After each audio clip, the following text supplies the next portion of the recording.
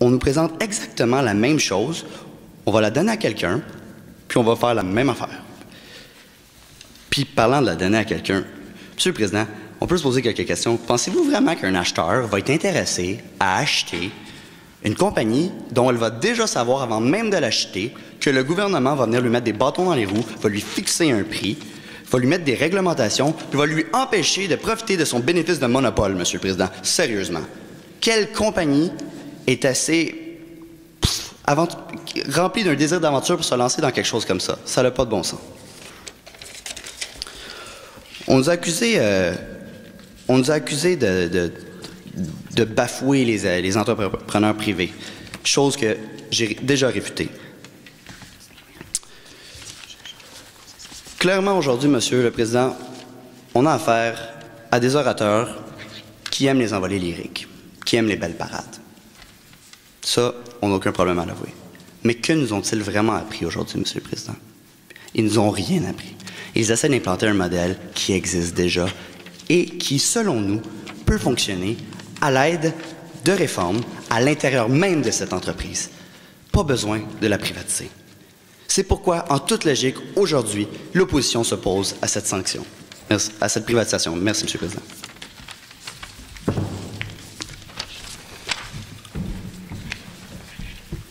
Pour conclure, j'appelle le chef du gouvernement. Vous avez une période de 5 minutes entièrement protégée.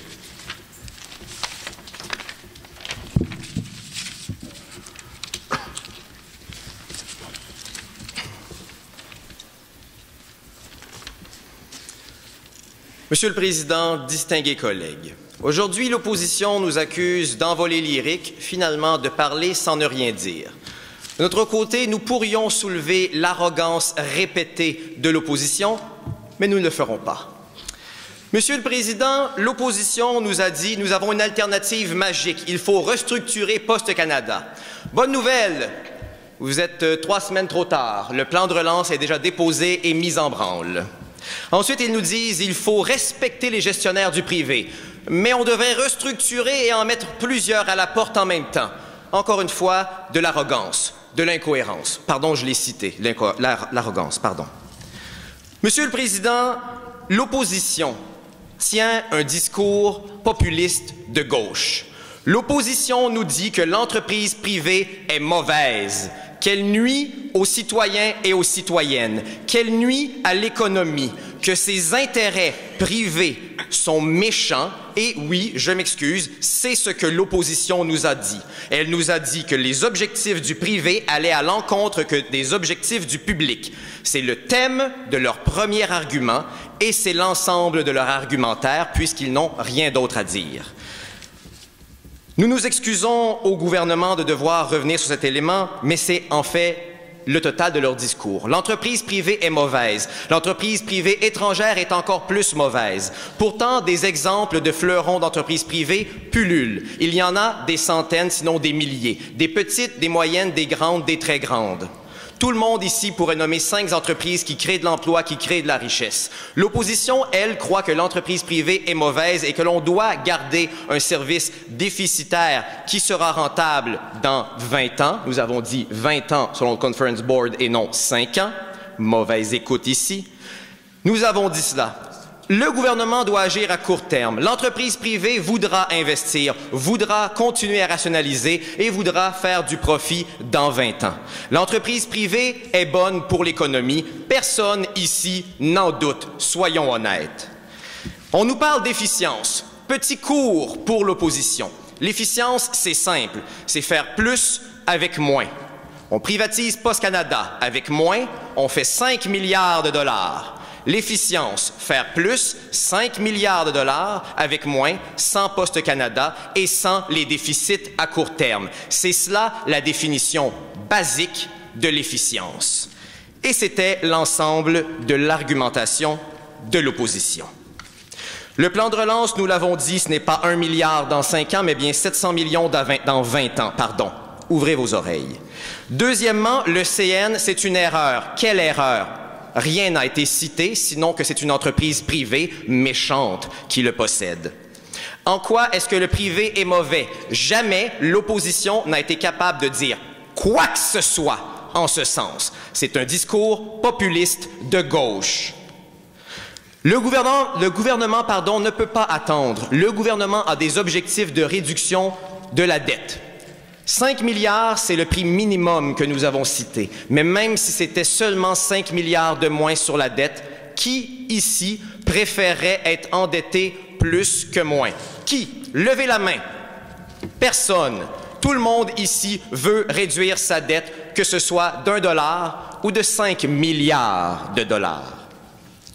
Ensuite, ici, l'argent que Poste Canada perd, je vous l'ai dit, c'est votre argent, c'est mon argent, c'est notre argent. Est-ce que l'opposition qui est contre l'entreprise privée qui veut faire des profits est aussi contre le fait que le gouvernement veut bien gérer son argent et ne pas piger à répétition dans vos poches pour ses erreurs du passé? Aujourd'hui, nous proposons une formule gagnante. Aujourd'hui, nous assurons l'économie canadienne. Nous avons parlé des revenus. Nous avons parlé de l'absence de déficit grâce à la privatisation de Poste Canada. Nous avons parlé du fait que les services aux citoyens seront assurés. Il y aura une panoplie de réglementations. Non, une seule, le prix. En échange, nous offrons quoi? Un monopole. Qui dirait non? Aucune entreprise privée. Monsieur le Président, soyons raisonnables.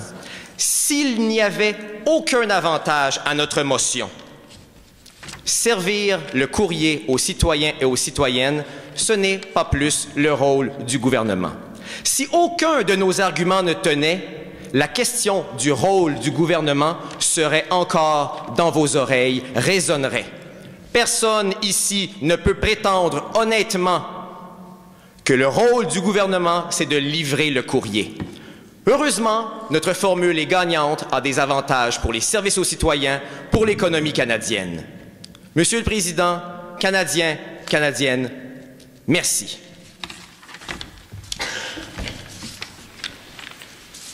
Monsieur le chef de l'opposition.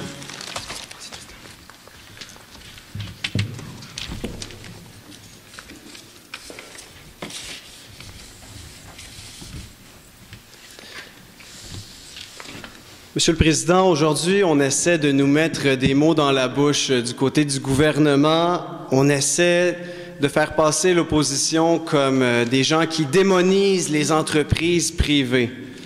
Excusez-moi, Monsieur le Président, mais c'est totalement le contraire de ce qu'on a dit. Les entreprises privées sont bien évidemment très importantes pour l'économie canadienne. Je pense que tout le monde peut en convenir. Par contre, les entreprises privées n'ont tout simplement pas les mêmes buts que les sociétés d'État. L'entreprise privée cherche à faire des profits, tandis que la société d'État cherche à tout simplement être rentable et offrir un service essentiel et adéquat aux Canadiens. C'est ce que l'on a dit. Ce qu'ils ont essayé de nous faire dire, c'est autre chose totalement. On a posé plusieurs questions qui n'ont jamais été répondues. On a demandé qui allait réglementer le prix du courrier au Canada. On n'a pas été capable d'avoir de réponse. On ne sait pas si on va devoir mettre une nouvelle entité en place, une nouvelle société d'État pour réglementer les prix, ni à quel coût. En fait, ni quelles seront les sanctions s'il y a non-respect des prix du courrier. Donc, on n'a jamais été capable, du côté du gouvernement, de nous montrer comment on allait assurer un coût ferme pour les Canadiens pour la livraison du courrier. Si le gouvernement doit agir si rapidement, pourquoi est-ce qu'on essaie de chercher qu'un seul acheteur? C'est un peu comme jouer à Où est Charlie? Mais dans le livre de Où est Charlie, il n'y en a pas de Charlie. Le Charlie en question, il n'existe pas. L'entreprise privée qui va vouloir acheter Poste Canada qui sera, oui, un beau monopole, comme on aime si bien nous le dire du côté du gouvernement, mais un monopole réglementé. Est-ce que c'est perdre toute la valeur, le plus-value d'un monopole? Si ce monopole-là est réglementé, il n'y a absolument aucun avantage pour une entreprise privée d'acheter Poste Canada. C'est vraiment, on ne comprend pas quels analystes financiers pourraient émettre cette opinion à leurs dirigeants. Écoutez, on a fait nos devoirs. Aujourd'hui, on a une entreprise, on a une société d'État excellente à vous suggérer, c'est Poste Canada. Ça fait la livraison du courrier dans le deuxième plus gros pays au monde. On a un fonds de pension extrêmement endetté. Et puis, ça va être un monopole, oui, mais un monopole qui va être réglementé. Donc, si on achète cette entreprise-là, on va pas être capable d'augmenter les revenus. Et puis, en passant, cette entreprise-là, elle fait des pertes cette année. Donc, en fait, il n'y a aucun Charlie dans la pièce. Il n'y a aucune entreprise qui va être en mesure et qui aura même l'envie d'acheter Poste Canada. On veut réduire la dette, oui, mais à quel prix? Je pense que tous les Canadiens s'entendent qu'il est très important de réduire la dette du Canada, mais à quel prix? Ce qu'on va enlever aujourd'hui, c'est un service extrêmement essentiel pour les Canadiens. Et puis, parce qu'on ne peut pas se le cacher, la réglementation que le gouvernement nous vante aujourd'hui, elle sera impossible si c'est une entreprise privée qui possède cette entreprise-là. Donc, au final, à quel prix est-ce qu'on peut réduire la dette? À quel prix est-ce qu'on peut réduire la dette de 1 %? Au prix d'une baisse du service et puis au prix d'une augmentation faramineuse du coût du courrier au Canada. Ce que le gouvernement nous a dit, c'est qu'on va augmenter le service aux citoyens. Et puis nous, ce qu'on vous dit, c'est que même avec une réglementation, cette entreprise, elle va demeurer privée. Et puis les prix vont augmenter. Et puis c'est les citoyens qui devront payer. Ce que le gouvernement nous a dit, c'est qu'on va réglementer le prix de vente de Poste Canada. Nous, on demande comment on va être capable de mettre cela en place. Et puis, du côté du gouvernement, on n'a jamais été en mesure de nous donner les réponses à nos questions. On nous a dit qu'on va être capable de vendre Poste Canada à une seule entreprise. Aujourd'hui, à l'opposition, on est en droit de se demander si le gouvernement a un agenda caché. On est en droit de se demander si le gouvernement pense à une entreprise en particulier. C'est un lobby des amis du gouvernement qui seraient en mesure, pour la modique somme de 5 milliards de dollars, d'acheter cette entreprise-là qui, le gouvernement fera déjà toutes les modifications, toutes les remises à neuf pour la rendre rentable. Ce que le gouvernement veut, c'est rendre rentable Poste Canada pour ensuite la vendre. Nous, ce qu'on vous suggère, c'est pourquoi pas garder cette société d'État-là une fois qu'elle va être rentable, une fois qu'on aurait été capable de remettre sur pied cette entreprise et ce fleuron canadien. C'est ce qu'on vous dit au gouvernement, à l'opposition aujourd'hui. Dans la même logique du gouvernement, si on continue comme ça, ce qu'on va avoir droit, c'est Agence frontalière Inc., Santé Canada et Associés, et puis la Société des ponts et compagnie. C'est à peu près vers ça que le Canada se dirige dans le futur.